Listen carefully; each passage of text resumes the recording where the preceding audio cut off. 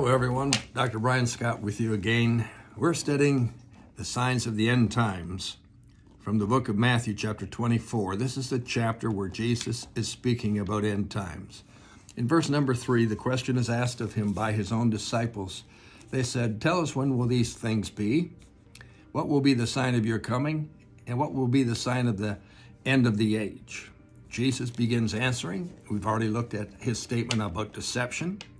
We've looked at his statements about wars and rumors of wars and nations against nations and kingdoms against kingdoms. Well, in verse 7, he concludes that verse by saying, "And there will be famines, pestilences, and earthquakes in various places. These are the beginning of sorrows." Today, I want to look with you at this issue of famines, earthquakes, and pestilences. We start off with famines. The world is standing on the brink of famines like we've never seen before. One of the research articles I read showed that 30 million people are currently suffering famine in African nations.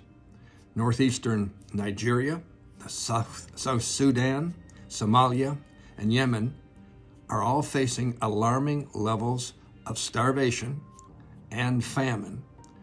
And of the 30 million, 10 million people are on the brink of emergency famine situations. These are numbers that are hard to comprehend here in North America, but we're on the verge of famine. Now, they say with this conflict we're seeing in Russia versus the Ukraine, where Russia has invaded the Ukraine, those two nations are known as the breadbasket nations of Europe and Asia, supplying massive amounts of food products, which is going to really be suffering this year. And so we're going to see a lot of increase there in the price of goods and a great lack as well. Now let's look at some more reports. I came across a report from the UN, the United Nations, saying that the world is going to be facing famines of a biblical proportion in the next few months. They liken it to the coronavirus and the pandemic that has seen as many as 130 million people on the brink of starvation. They say that could be added to the 821 million people who are suffering food shortage and are on the brink of starvation. So when you add all these numbers together, you're close to 1 billion people, 1/7 or so of our entire population suffering famine conditions. Now, if you get into the book of Revelation, chapter 6, that's the first part of that chapter deals with the opening of the seals.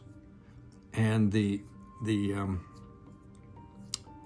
third seal being opened is the black horse. It represents famine and death. Horrible situation.